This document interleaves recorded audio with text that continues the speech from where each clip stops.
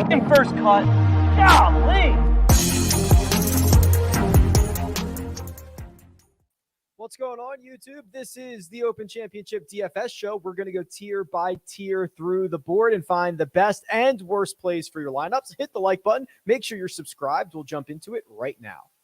Welcome to the First Cut Podcast. I'm Rick Gehman, and it's time to Monday DFS for not the British Open, the Open Championship. Sia Nejad is here. Sia, I must confess, when I put out YouTube videos for the Open Championship, I do make the title British Open, even though I know that's like, oh man, I hate it, but that's what people search. So I feel like I'm just doing it for good SEO.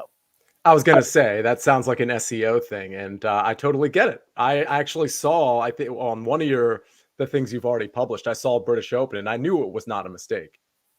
Right. And Greg DuCharme is here. Greg, I would never openly call it the British Open, but I'm trying to beat the algorithm here. I'm trying to do my best. Yeah, look, you get into this is what we call clickbait, right? But it's bait to a winning strategy, and that's what all the content you put out there is for. So not all clickbait is bad, because yours leads to some real value, and that's what we're going to be talking about tonight. Value at the Open Championship. That's exactly what we're going to be talking about tonight. I love it, and we are going back to the old course at St. Andrews. And before we even dive into that, because we're going to talk all about the course, we're going to talk about all the players, but it wouldn't be an Open Championship, see, if we didn't talk about the weather. And I think as of right now, again, it's on the East Coast, it's Monday afternoon / evening. Are we waiting as long as possible to create lineups here? Is that just the plan? We saw basically a 2-shot wave advantage last week at the Scottish Open. I think time is our friend in this scenario. Yeah, I mean, maybe one other thing you could do is once tee times come out, you can set up like PM waves, AM waves, and then decide once you actually get some verification on the weather, maybe hours and hours later, which one of those you want to deconstruct, which one of those wave stacks you want to deconstruct. So that's one way to do it if you want to just put some lineups in earlier. The truth is, if you're not sure about the wind, having a PM and an AM stack might be the way to play it anyway, because one way or the other, we don't know the wind, but it's likely that one of the sides is going to get somewhat of an advantage. And so at least you're playing both sides of it. But to your larger point, yeah, the later, the better for sure. The last couple of times, and Greg, correct me if I'm wrong here, I'm just trying to go back into the memory bank. I definitely agree that we have gotten a couple of wave advantages recently, but I believe the actual winners, have come out of the worst wave, right? Didn't Xander Schauffele come out of the worst wave at the Scottish Open? Didn't Justin Thomas come out of the worst wave at the PGA Championship? And maybe Matt Fitzpatrick came out. I think you're right. Right? I think you're right. It's kind of been a theme for the year that Justin Thomas has had the wrong side of the wave. He did it to players as well, although he didn't win. Cam Smith did come out of the right wave there. Where was Scotty Scheffler? Was he the wrong side of the draw? No, he was on the right side of the draw. He was on the right side. Okay. Yeah. But I think you're right about Fitzpatrick, and I think you're right with Xander as well. So the draw is a really interesting thing. Is it a both day draw?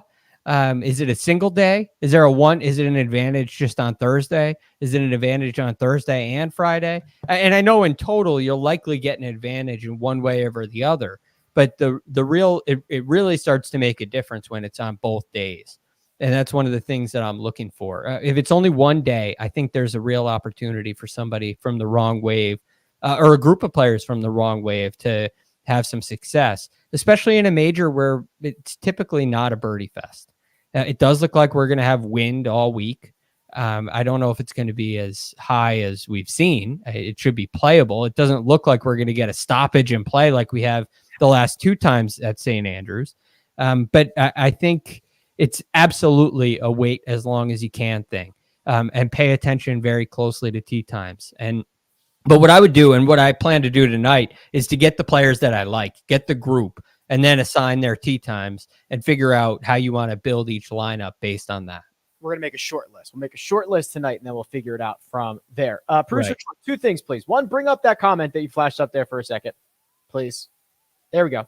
TJ Lakers Taylor says, this is the most excited I've been about golf in a very long time. Got into golf in 2018. So this is my first taste of St. Andrews as a big fan. Oh boy, you are in for one at St. Andrews at the old course. Now, producer Troy, if you could share my screen, that'd be splendid.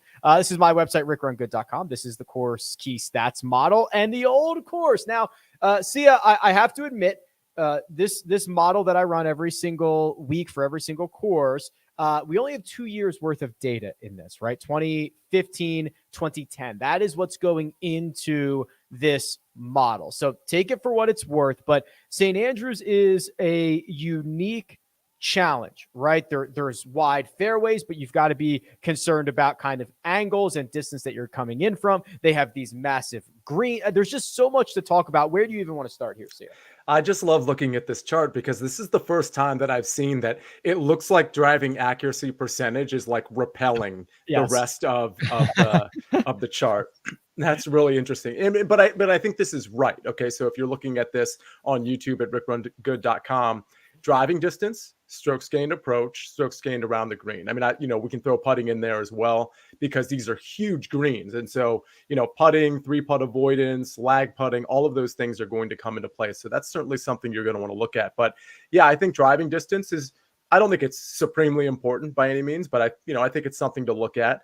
And again, approaching the green is going to be big here. And just, it is, I think for a lot of the golfers here, it's going to be a positional golf course. So just get it in the right part of the fairway off the tee. And then hopefully if your approach game is humming, you're going to be close enough where you'll have some birdie opportunities. So that's basically what I'm looking for.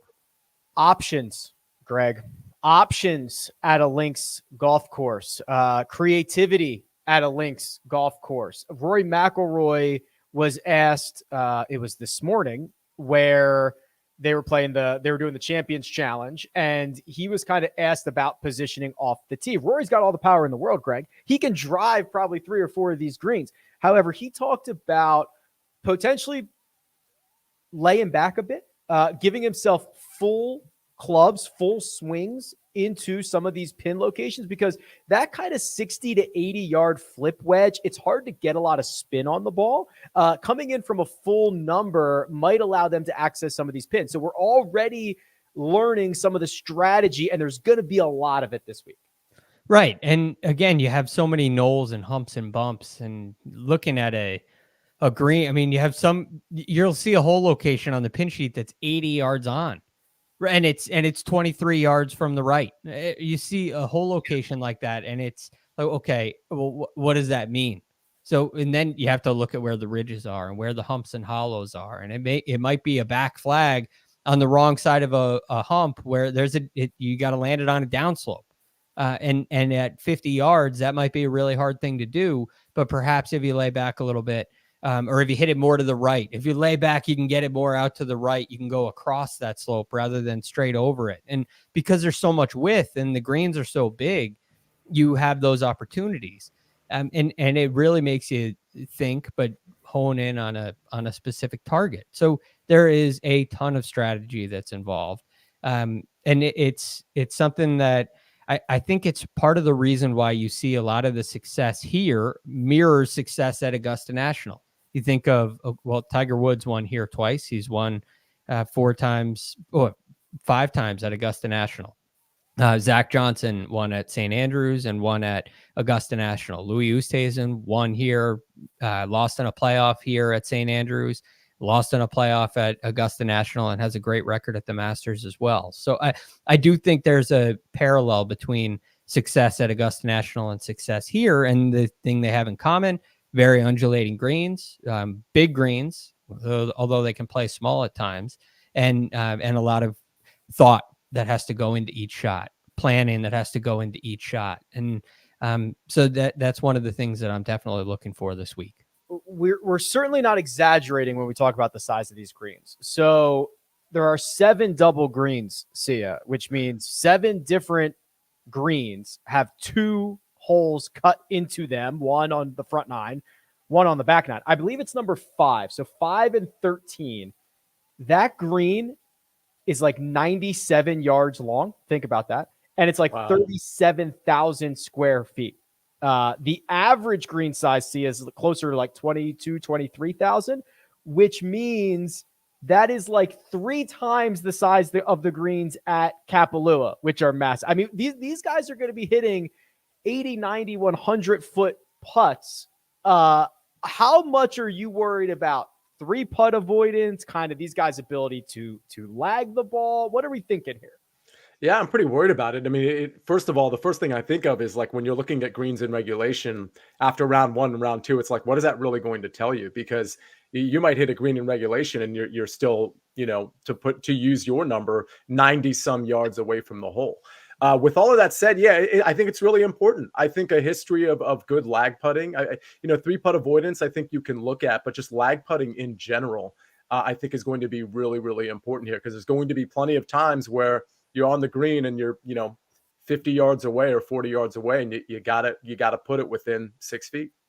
Greg, the comments that we've often heard from Tiger Woods about St. Andrews of the old course is your lag putting needs to be on. It's all about lag putts. There's a couple of stats on the PGA Tour that show that. You could look at 3-putt avoidance. There's also a stat called approach putt performance, which means basically how much do you have left after your first putt. So it comes in number of feet. For example, Patrick Cantlay, number 1 on tour, 1 feet, 11 inches on average after his first putt.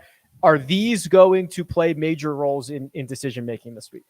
Absolutely. Now, I wouldn't start here, but it would definitely be something I use as a tiebreaker, and it's something that definitely gives me a little bit of confidence. So I was looking back at 2015. I looked at everyone in the top 10. So there were 11 players in the top 10.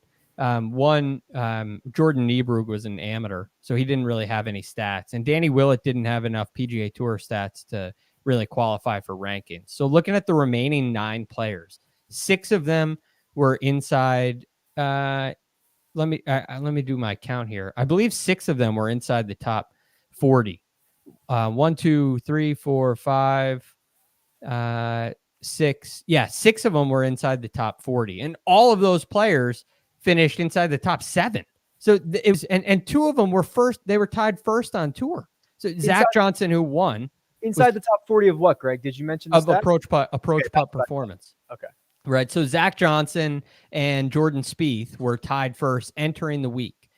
Then you had Jason Day and Sergio Garcia were tied 6th entering the week in approach putt performance. So again, you think of Sergio Garcia. Well, he's not necessarily a great putter. He entered that week 141st in strokes gained putting, but he was 24th in 3-putt avoidance, 6th in approach putt performance.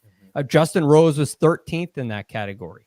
So I think when you have that kind of, that number of players that are really successful in that category inside the top 10, again, it's only 1 year. And the correlation was not the same back in 2015, or in 2010 rather.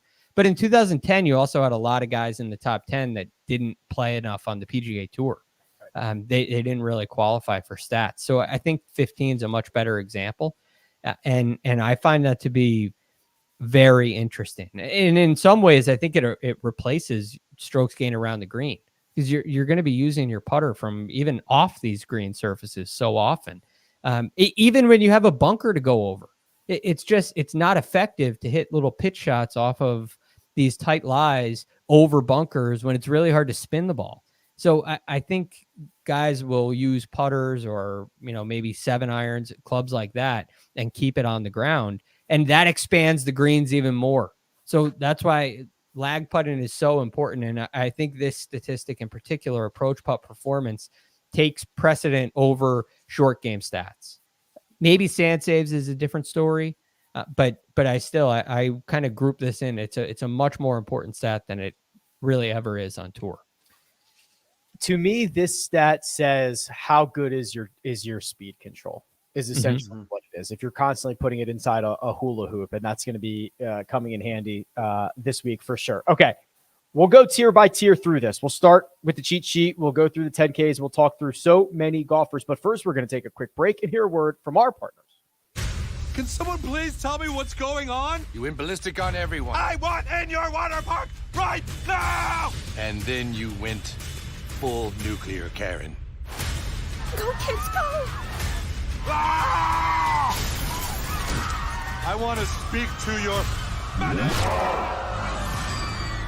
South Park: The Streaming Wars Part 2, streaming July 13th. I'll put you on TikTok. You're all about to be fired. Exclusively on Paramount Plus. The cheat sheet. And there are 6 golfers over $10,000. Rory McIlroy, Scotty Scheffler, John Rahm, Justin Thomas, Colin Morikawa, Jordan Spieth. Sia Nejad, the floor is yours. We've got an absolutely stacked field on a course we know a lot about. How are we allocating our big bucks? Again, we're splitting hairs up here a little bit when it comes to criticism. There's 2 guys that, ownership aside, there's 2 guys that really jump out at me. It's Rory McIlroy and it's Jordan Spieth. I think Jordan Spieth is likely my favorite target just because of the price break you get in this $10,000 range.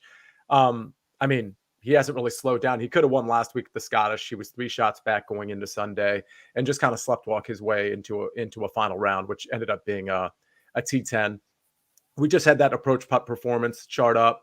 He was really high up on that. If we're talking about the wedge game, which is probably going to come into play here, if we look at like 50 to 125, which is a stat this show has looked at recently, he's really high up there too. If we're talking about being creative, being smart, being positional, Jordan Spieth checks all of those boxes. So he's probably my favorite guy in this range. Rory's going to be really popular in Rory's case. That doesn't mean you need to fade him, because he can absolutely win this tournament.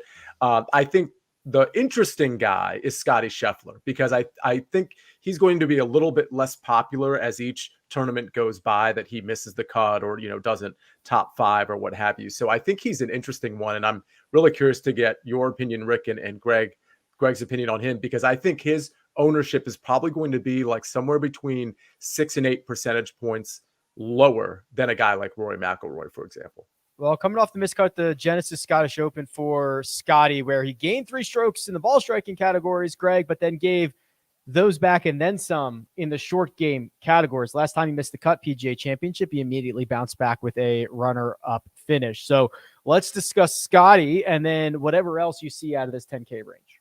Well, I mentioned it earlier. Guys who have success at Augusta National tend to have success here as well. So it helps for me that Scotty Scheffler had such a nice performance at the Open last year. There's a reason for that. And his game embodies a lot of the things that Sia just talked about with Jordan Spieth. It embodies a lot of the creativity.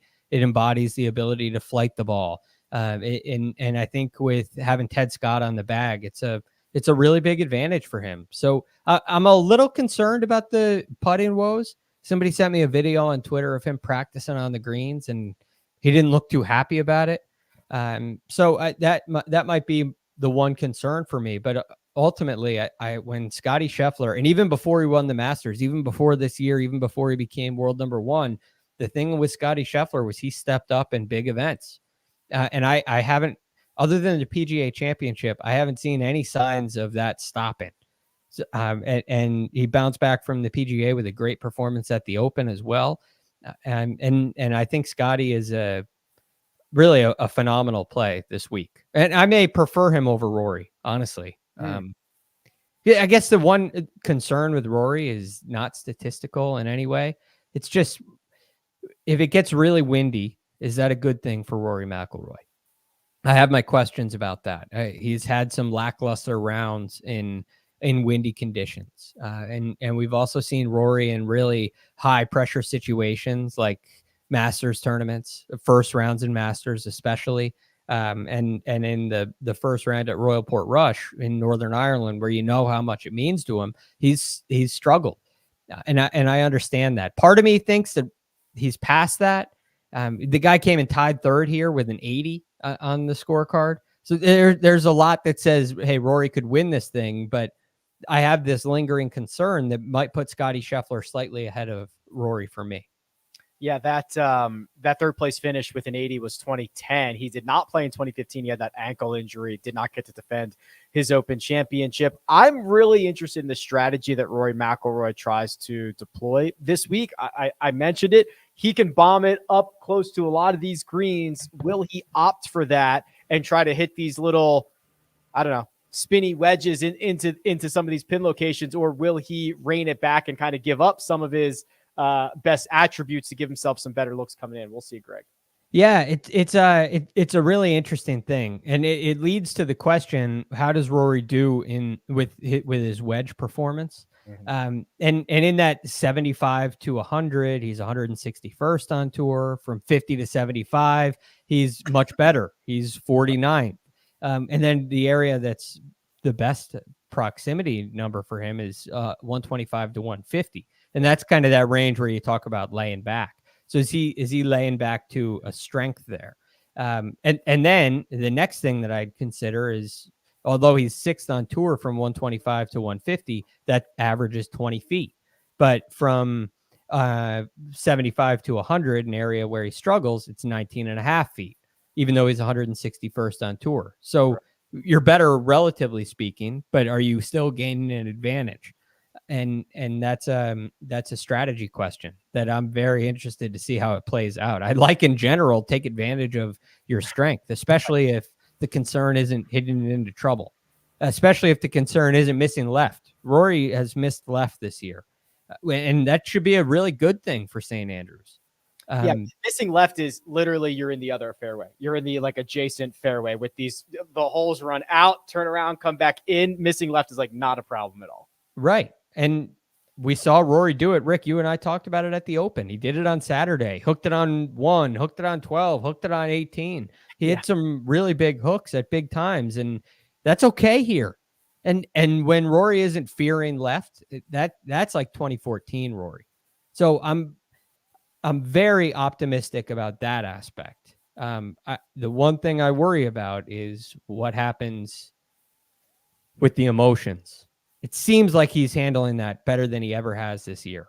But it just, it's not enough to prove it yet. Are we going to get that one lackluster round in difficult conditions? It's a tough thing. It's a tough call. It's an emotional call. It's not a numbers call. And that's something that you got to feel out. I wouldn't mind you playing him at all. I couldn't find a reason to fault you for it. But if you decided to fade him, I would understand that too. Yeah. Good stuff. Sia, quickly, we didn't mention Jon Rahm. We didn't mention our defending champion Colin Morikawa. We didn't mention Justin Thomas. Is this kind of the general sentiment on these three guys in the middle of the 10K range, that they come after some of these other names? I think so, but I do think Jon Rahm and Justin Thomas in particular are going to be pretty popular, and for good reason. Justin Thomas in particular, I haven't been super impressed with his putting over the last, let's say, 2 tournaments. Including last tournament where, we see it here. He lost 4.71 strokes putting and came off a pretty bad putting performance the tournament prior to that, which of course was the US Open. But that's fine. We know he can bounce back with the putter. I just don't know if I want to pay up for Justin Thomas. Like, for me, I think he's probably going to be around the same ownership as Scottie Scheffler, maybe a little bit more. So I'd rather just go with Scottie Scheffler or take the more popular Rory McIlroy, or for that matter, start my lineup with Jordan Spieth or start it in the 9K range. I have one thing on Justin Thomas. Yeah, please. One, I could see him being a St. Andrews champion, right? You think about all the wedge stuff that could be really important when you can drive it close to some of these greens. He excels in that area. And also, the concerns with putting, I think, are very valid and realistic, but he's 6th on tour in approach putt performance, and he's 44th on tour in 3-putt avoidance. So those are areas of strength. Can he convert that to an Open Championship, to link style? That's the big question. And maybe there's a similarity here where he struggled so much on the greens last week at the Scottish Open, but he has this Colin Morikawa thing. It's not irons, but it's with the putter. And if he can do that this week, then I think Justin Thomas can win this tournament. So that's the key area, and it's an area of strength for him. But is that going to be a problem this week? It's really like a really risky play, in my opinion. JT is basically inside the top 10 in approaches from 50 to 75, 75 to 100, 50 to 125, 100 to 125, 125 to 150, 150 to 175, 175 to 200. I'm not a big fan of the buckets, but when you are inside the top 10 of every bucket from 50 to 200 yards, I think it's safe to say you're pretty good with your wedges. And we see that all the time from JT. $9,000 range. The guy who refuses to lose, Xander Schauffele, is at the top, 9,900. Matt Fitzpatrick is 97. Will Zalatoris is 96. The middle of the range is Cam Smith at 95. Patrick Cantlay at 94. And we round it out with Shane Lowry at 9,300. Dustin Johnson at 9,200. Hideki Matsuyama at 91. And Victor Hovland at $9,000 flat. Sia, you teased starting in the $9,000 range. If that were to happen, where would you most likely go? Interesting that Victor Hovland went from 8,800 up to 9,000, coming off a miscut. Now I know this came out prior. His winning odds are like way worse now. Yeah, fair enough. So there's obviously a lot to like here. I think Xander and Matt Fitzpatrick are going to be very, very popular, which is fine. I totally get that. I don't know if I can bring myself to play Xander Schauffele. Like I'll hand up here. I've missed the boat the last couple of tournaments. I haven't really been playing much Xander, and including last week where I was like, all right, he's going to be popular. I'll go ahead and fade him. I think somebody else is going to win the tournament. So yeah, I probably will do the same strategy this week and just hope he doesn't do what he did the last couple of tournaments he's played. You know what I mean? Non-stop for the last 4 months. Yeah, I mean, it's just one of those things where at this point, I may as well just keep the fade alive because there's a lot of other guys I like in the 9K range that are going to be a lot less popular. I'll start with Cameron Smith at 9,500. Now, again, Cameron Smith, the metrics aren't going to pop like they will with Xander Schauffele, especially if you look at him the last couple of tournaments. It's nothing great. In fact, the 10th place finish at the Scottish, he did almost all of that with the putter. Mm-hmm. I mean, truly, it's not necessarily a good look. But with that said, Cameron Smith typically is great on approach. He's so good with the short game, or at least he can be so good with the short game. The putter has bounced back. If he marries that with the approach game in particular, I think Cameron Smith, a guy who, just like Jordan Spieth, can be very creative, very intelligent around the course. I think he makes a lot of sense. The other two guys I really like, Patrick Cantlay. I'm willing to go right back to him. There's certainly no hangover off of the, what was it, a 78 or a 76 he shot on a couple tournaments ago. He was great last week at the Scottish Open. I think his game is just fine for this course. And Shane Lowry is the last guy. Cantlay just so well-rounded, he just gains stroke. When he's at his best, he's just gaining strokes across the board. It's green in every category. Yeah. Doesn't that just lastly on Cantlay, doesn't that kind of remind you a little bit of what Xander did before the Travelers?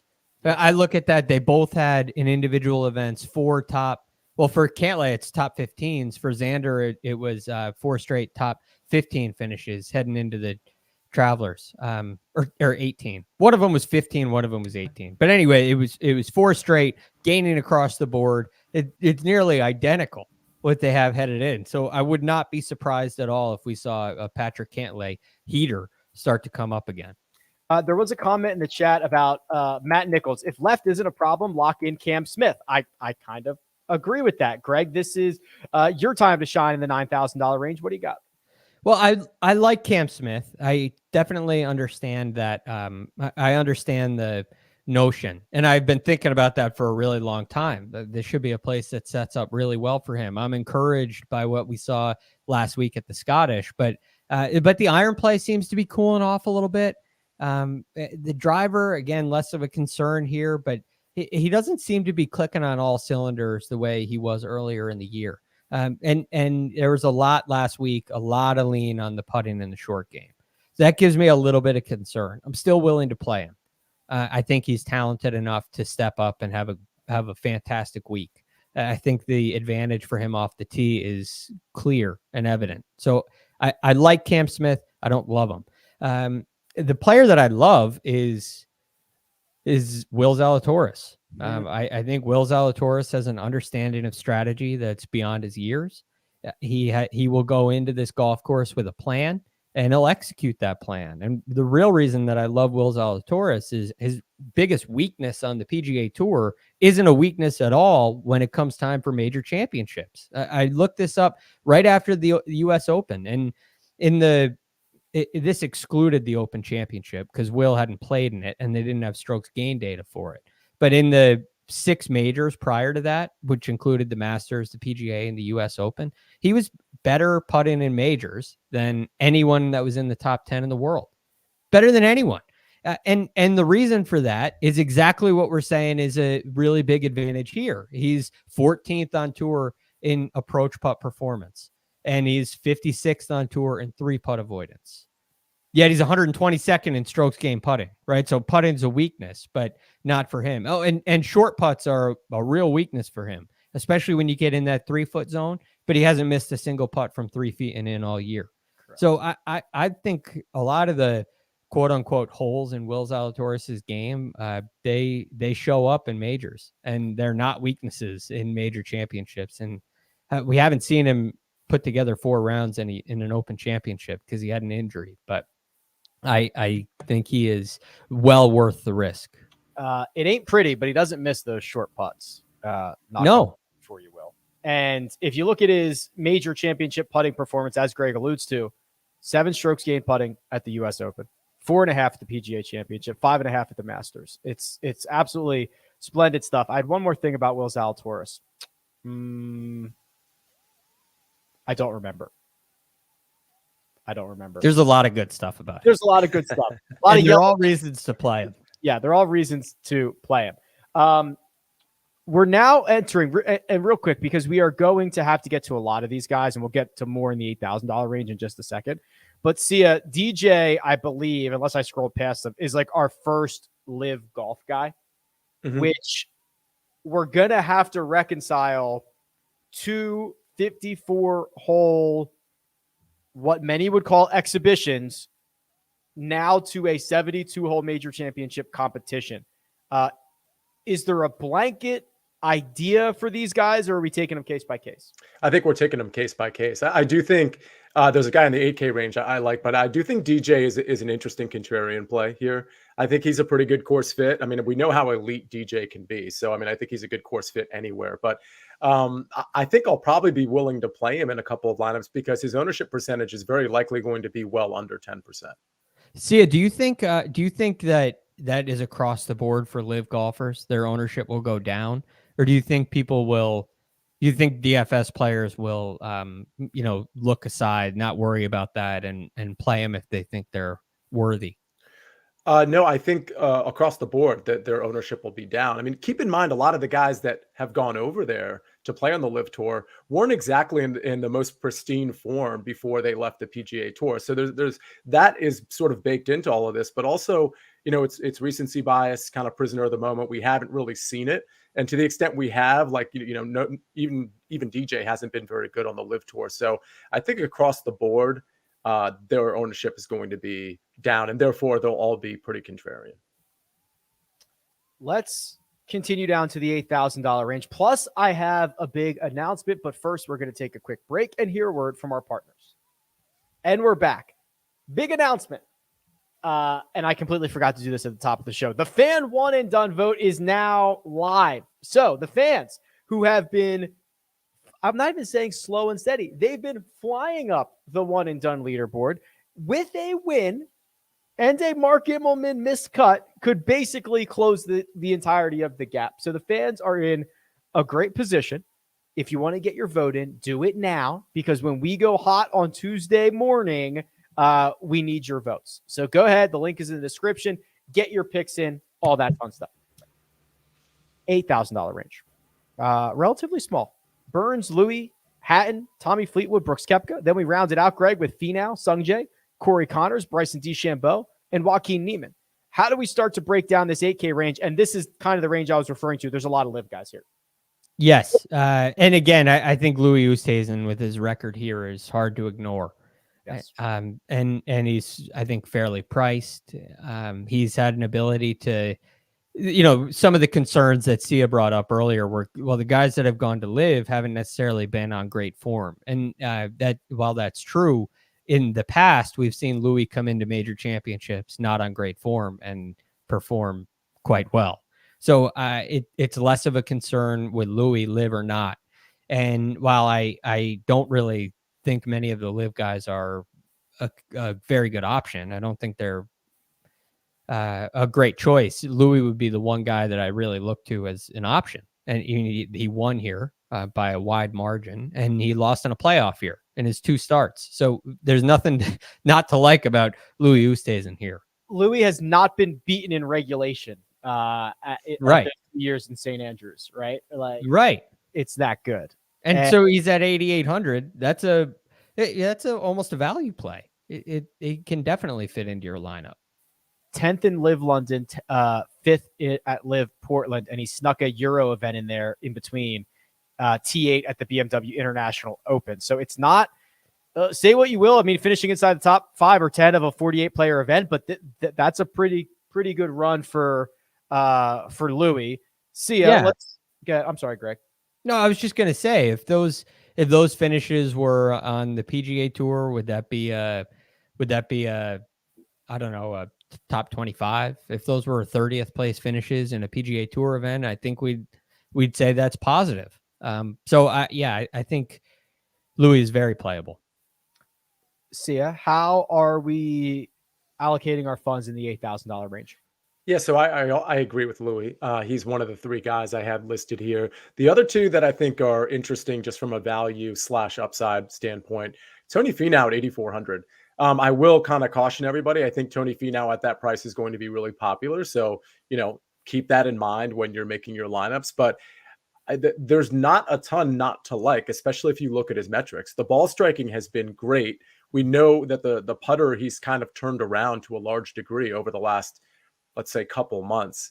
And the short game is elite, or the around the green game is elite. So when you're looking at 8,400 and a guy who has the metrics like Tony Finau, it's really hard to say no to that, because I think he has the upside to get inside the top 5 here. Last 36 rounds, Tony Finau smack dab in between Justin Thomas and Colin Morikawa in strokes gained ball striking, basically 5th on tour during that time frame. Okay, Sia, anyone else in this 8K range before I bounce it back to Greg? Yeah, just one more. I think Joaquin Niemann at 8,000 is pretty interesting. Now, again, his recent metrics really aren't jumping out to me either, but I'm really trying to take a broader view here and look at what I think is upside. And I think Joaquin Niemann at 8,000 has a ton of upside. So we know he can be a great ball striker. It's the putter and the short game in general that's really kind of been an issue. So that's just, again, he's 8,000. So if he can find a decent short game, and if he can find that great ball striking that we know he has, he's another guy that I think has plenty of upside. Yeah, he's putted much better recently as well. He had a couple of blips, but otherwise he's back to gaining, 1 or 2 strokes per start. Okay, Greg, we've covered a couple of these guys. Anybody else we need to get to? Terrell Hatton has played well at St. Andrews in the past, coming off a 24th place finish, never 3 putts. Sam Burns has cooled off a little bit. What else do we have here? Yeah, Sam Burns is a guy that I really like, and he rates out. He seems like a good course fit. He checks all the boxes for me. I'm just a little worried about the form. Is it really a bad thing? So I'm a little more on the fence than I'd like to be with Sam Burns. I think he's still worth the risk. This is a player who earlier in the year, he missed 3 cuts in a row and then went on a run at the Arnold Palmer Invitational on a difficult setup in the wind, and he won 2 starts later. So I think he has the game to figure it out one night on the range and really stand up and perform. And I think the golf course fits him very well. So I'm interested in him. Again, I think it comes with some risk because we question his form. He's a young player. We don't have a lot of links experience with him. Yes. And again, it's just a concern. It's not a deterrent. It's not. So I think there's a ton of upside with Sam Burns, which is why I'm willing to play him. I just think there's risk. Tommy Fleetwood would be the other guy who I'm very curious in. A lot of what he's done of late and over the past couple of years have been short game and putting related. And he seems to be doing fine with the putter. I mean, he's gained strokes on the greens in 4 of his last 5. And he's also starting to hit the ball a little better. Now they're getting closer to even. They're not significant gains, but I think this is the Tommy Fleetwood who is more like what we're accustomed to seeing. And if this were in 2018, Tommy Fleetwood would be on everybody's list and ownership would be through the roof and his price would be in the 9Ks would be my guess. So I think Tommy Fleetwood's a really valuable play here in this range as well. Let's motor on down to the $7,000 range. I will not name them all. Max Homa, Cam Young, Robert McIntyre at the top, Burns, Wiesberger, Cameron Tringale, Danny Willett, Harris English down at the bottom. So, Sia, this is where we just get an influx of golfers and we've got to sort through them and find the best options.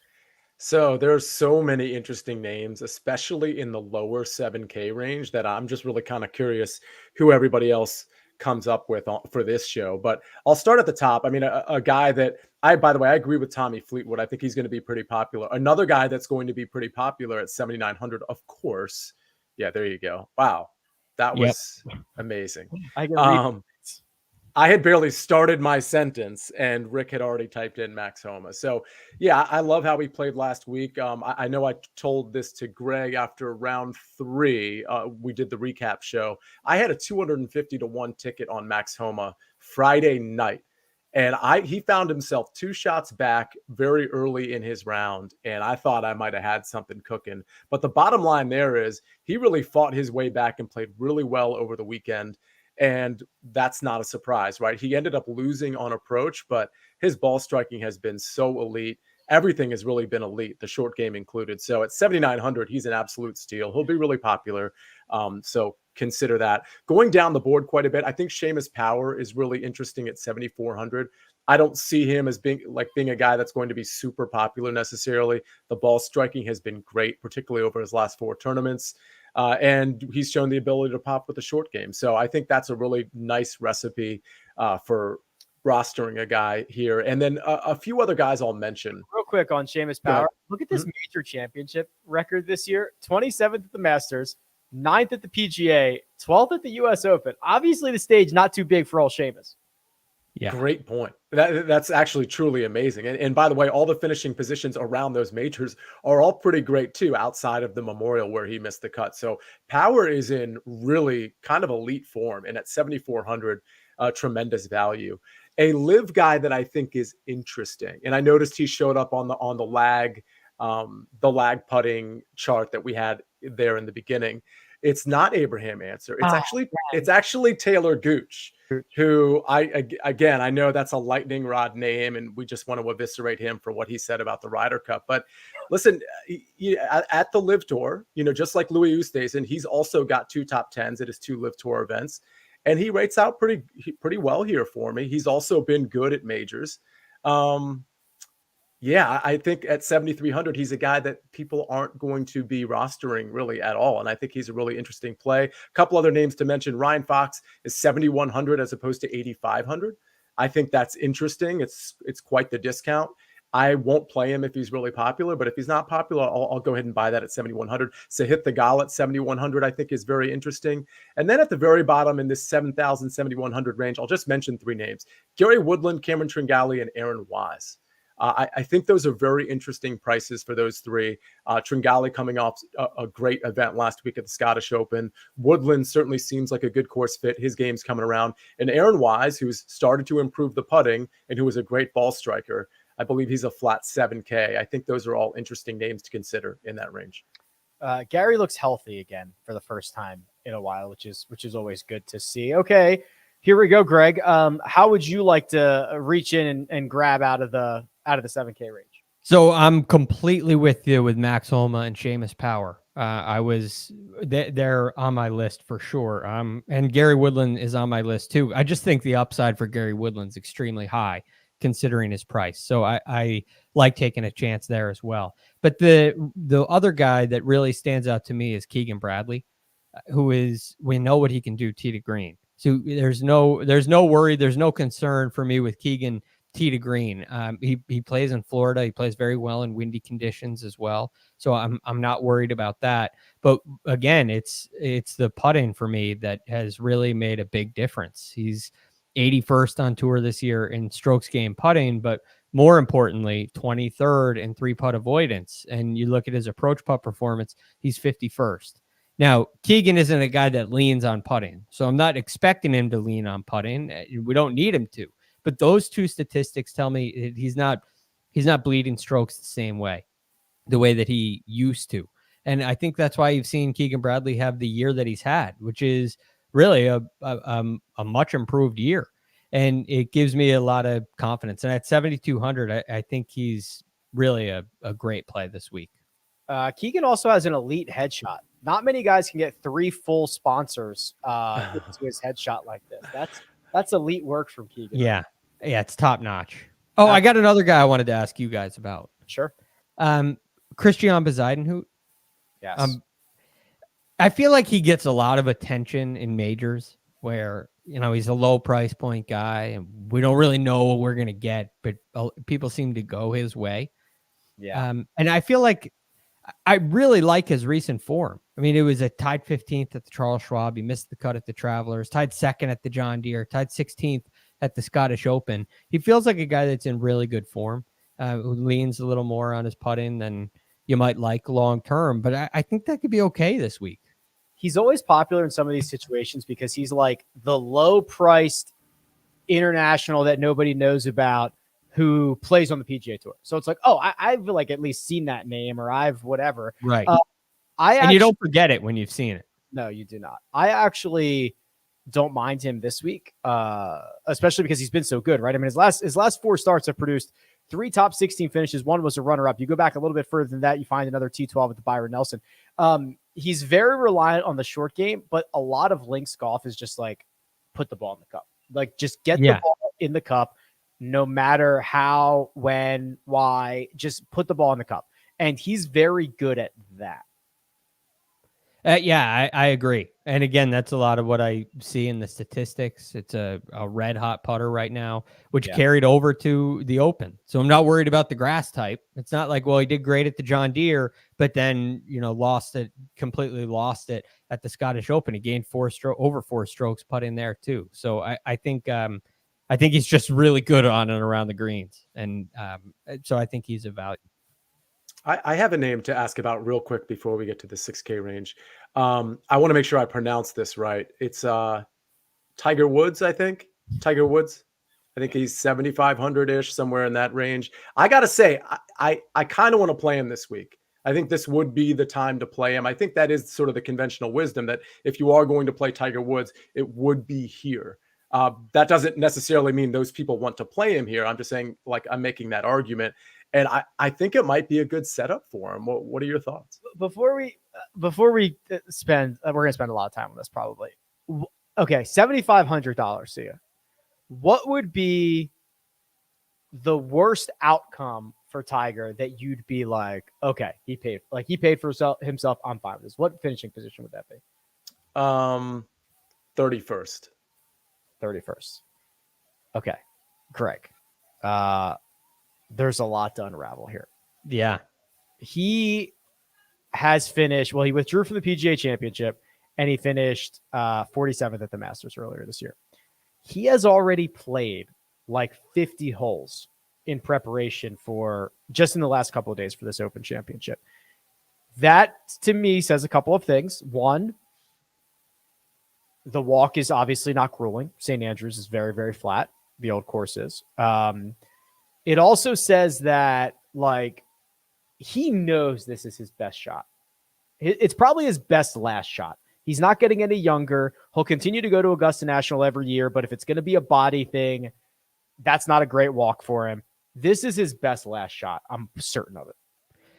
Me too. And there are a couple things that really stand out to me. One, he is as smart of a player as it gets.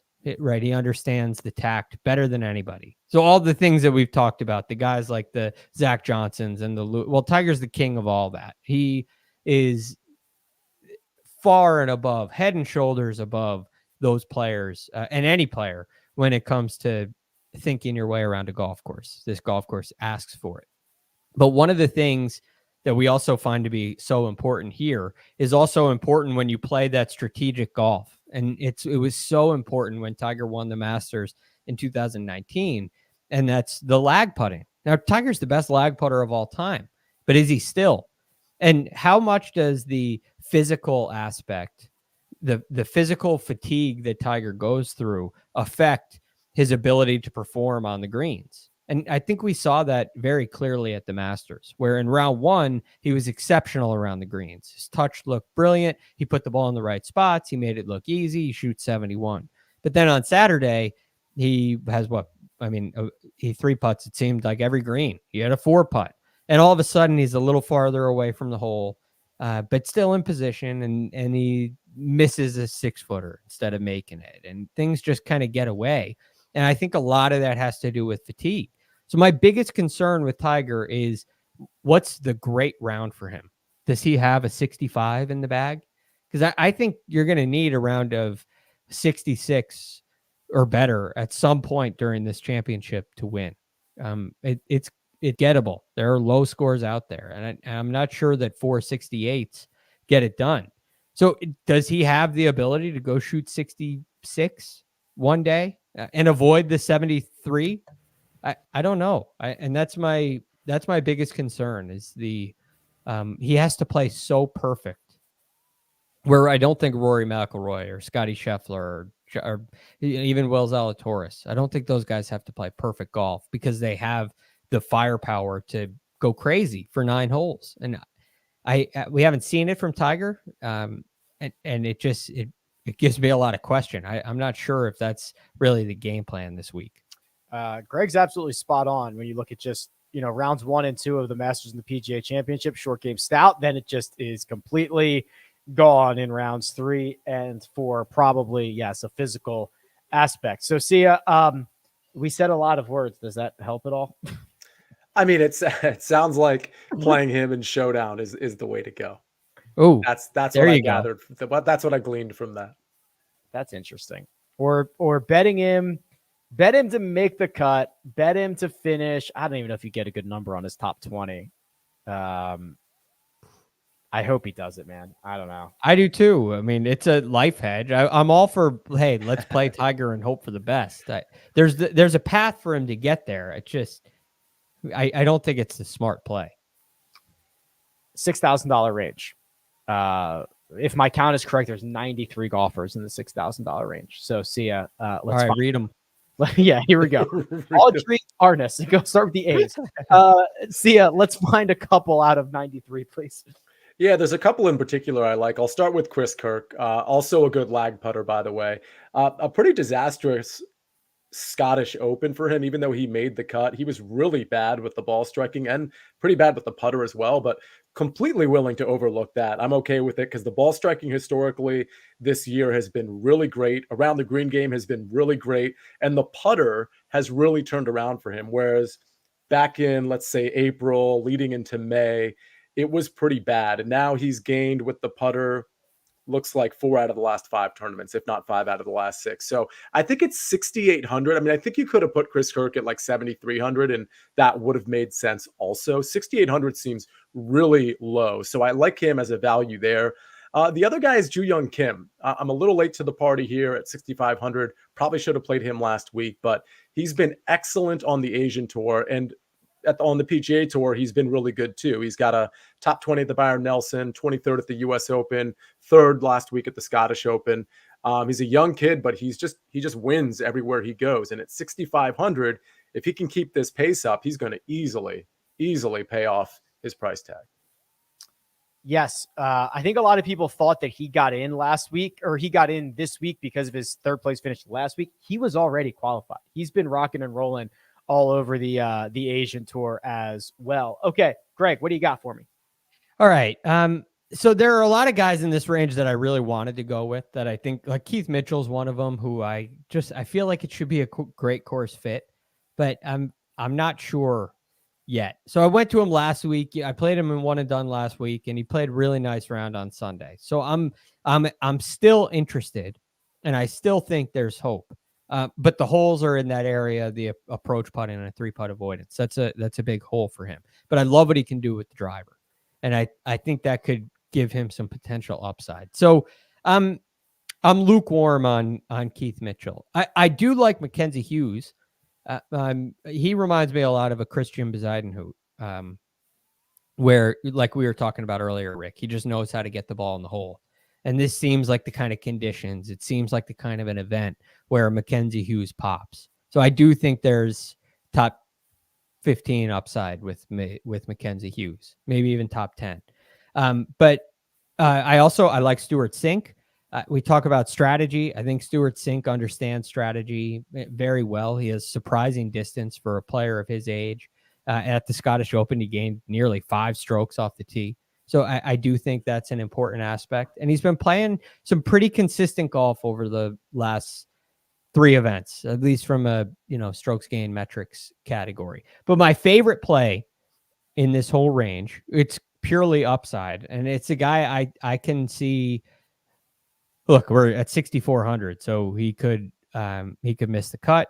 I think 6,400. He could miss the cut, but I think he could be your first round leader as well. That's Wyndham Clark. What Wyndham Clark does, tee to green, is really what? 66. Oh, there he is. He's 66. All right, my fault.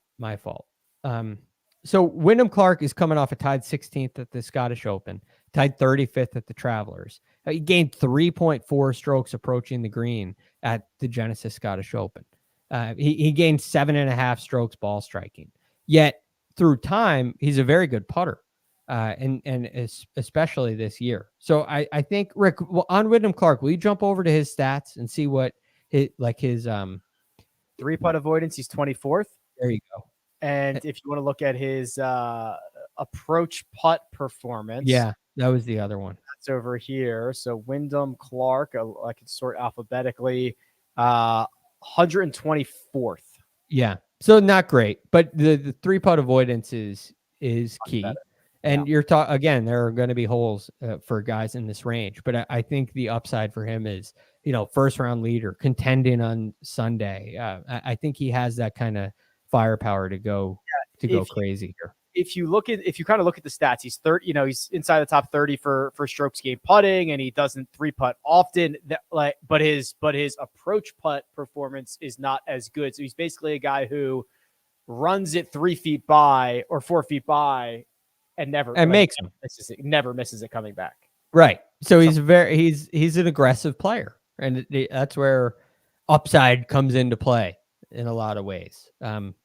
So look, I think it's a high risk play, but I really like it at 6,600.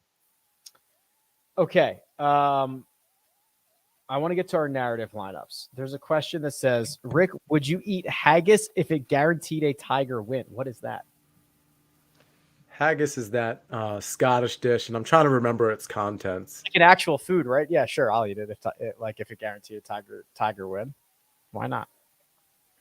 Why wouldn't I? Yeah, I'd eat it too. I'd eat it every day for a week. I don't know. I have to go take it. That's a little extreme. I'm sure it's hard. I'm actually not I do not like to try new food, so that's probably not great for me. But intestines. I guess it's intestines. The stomach of a cow, says Risk Nerd. Yeah, that's yikes. Well, yeah, I'll keep it to once. If the big cat gets the hoist, Tiger. I think I would do it. All right, we've got narrative lineups. I believe. How many do we have? See, 3 of them. Just 3, yeah. Okay. There's TJ. Do you want to start with TJ's here? What do we have going on? Yeah, this is TJ's in. I like this one. This one's near and dear to my heart because it's an NFL 7-on-7 narrative. So we're tying in golf, we're tying in NFL, my 2 favorite sports. Okay, so we got Joe Thomas, which of course is Justin Thomas. Okay, so he did first initial last name. So right. So Jay Thomas could be Justin Thomas or Joe Thomas, who is a lineman in the NFL. That's what this crossover looks like, right? This is why you get paid to host and I don't, because I didn't set this up well at all. But Rick, take it from here. M. Fitzpatrick, which could be Matt Fitzpatrick, Minka Fitzpatrick. D. Johnson, that's Dustin or David. C. Young, that's Cameron Young or Chase Young. T. Lawrence is Trevor Lawrence, and I don't know the guy. I think his name's Tristan Lawrence. Thriston, I believe. And there's an M. Ford, which is Mike Ford, and I don't know the M. Ford of this event. Somebody who probably open qualified. I'd have to check. And then a bonus, a C. Kirk, which it could be Chris Kirk or Christian Kirk. So that's the NFL 7-on-7 narrative from TJ. That's pretty creative. That's very cool. That's excellent. And it's Matt Ford, by the way, is the golfer that's actually in the Open Championship. Okay. Brent Harris says, strokes gain narrative, hashtag. The Open Championship, players who live life way out in the open Okay. John, have you been to Hooters Daily? Bryson, YouTube, DeChambeau, Max, Twitter, Homa, Hideki, Japanese Media, Matsuyama, Rory, I'm on the PGA Tour now, McElroy, and Tiger. Hello, world. Woods. Interesting take on that, Brett. And I think we have one more. Yeah, from the king, of course. John Markowski. Okay. Oh, boy. I am going to butcher these. I apologize in advance to all my Scottish friends. So this says all about Scotland. John Gordon Ramsay, which is John Rom / Gordon Ramsay, I'm assuming. Yep. Abe and Sir Arthur Conan Doyle, who was the author of Sherlock Holmes, and that's also Abraham Answer. Patrick, they'll never take our freedom. Patrick Reed. Wow. Free. Yeah, that's pretty good. That's easier if you're reading it than saying it to get that's Patrick Reed. There's Haggis English, Harris English. Min, don't woo, forget about the Lee. That is a song that I've never heard before. And Sean Norris, rounding out John Markowski's narrative lineup. 1, 2, 3, 4, 5, 6. Okay, I thought he had 7. That's 6. Nice, John. Well done. Gents, any final thoughts before we get out of here? I'm really looking forward to this. And I love Sia's idea, Rick, your idea as well, making lineups for AM and PM wave. Wait as long as you can, and plug them in when you think there's one with an advantage. It's been a theme all year, and I think it's likely to happen again this year.